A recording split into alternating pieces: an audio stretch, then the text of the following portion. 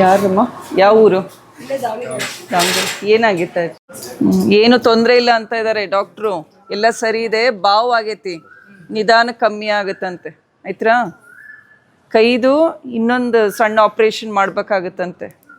ಆಯ್ತಾ? ನೀವು ಧೈರ್ಯವಾಗಿರ್ರಿ, ಮಗನಿಗೆ ಧೈರ್ಯ ಹೇಳ್ರಿ ನೀವೇ. Tuesday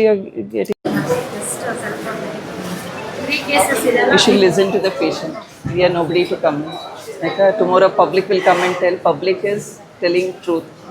Okay, you should just be quiet. ಅದನ್ನು ತೆಗೆಸಿ ಒಳ್ಳೆ ಸರ್ವಿಸ್ ಕೊಡಬೇಕು, ಇಲ್ಲದ್ರೆ ಮುಚ್ಕೊಂಡು ಹೋಗ್ಬೇಕು.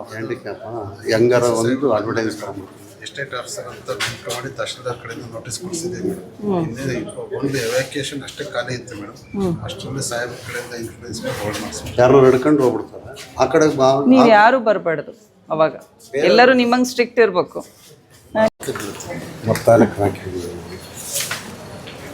ಲಾಸ್ಟ್ ಟೈಮ್ ಎಸಿದ್ರು ಮಾಡಿಸಿದ್ದೀವಿ, ಅಲ್ಲೇ ಕ್ರ್ಯಾಕ್ ಆಗ್ತಾ ಇದೆ, ಅದು ಆಗಿದೆ ಮೇಡಮ್ ಆಲ್ರೆಡಿ. ಈ ಫ್ಲೋರ್ನಲ್ಲೆಲ್ಲ ಏನು ಬರುತ್ತೆ? ಮೆಡಿಸಿನ್ ವಾರ್ಡ್ಸ್ ಇದೆ, ಬರೀ ಮೆಡಿಸಿನ್ ವಾರ್ಡ್ಸ್ ಎಲ್ಲ ಫುಲ್ ಇದಾವ ಪೇಷಂಟ್ಸ್.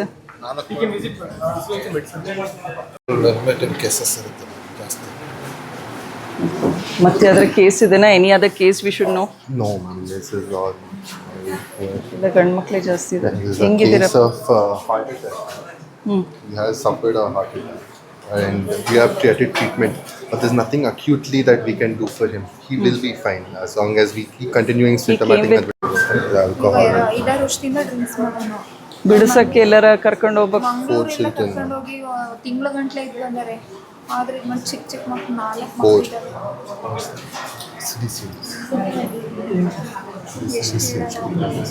ನೋಡಿ, ನಿನಗೆ ತ್ರಾಸಾಗದ? ಹೌದಾ? ಆಮೇಲೆ ಮಾತಾಡ್ತೀನಿ. ಆಯ್ತು, ಎಲ್ಲ ತೋರಿಸ್ಬಿಟ್ಟು ನಮ್ಮ ಆಫೀಸ್ಗೆ ಬರ್ತೀವಿ. ಸರಿ. ಡಿ ಸಿ ಆಫೀಸಲ್ಲಿ ನಿಮ್ದೇನು ಇಶ್ಯೂಸ್ ಇಲ್ಲ?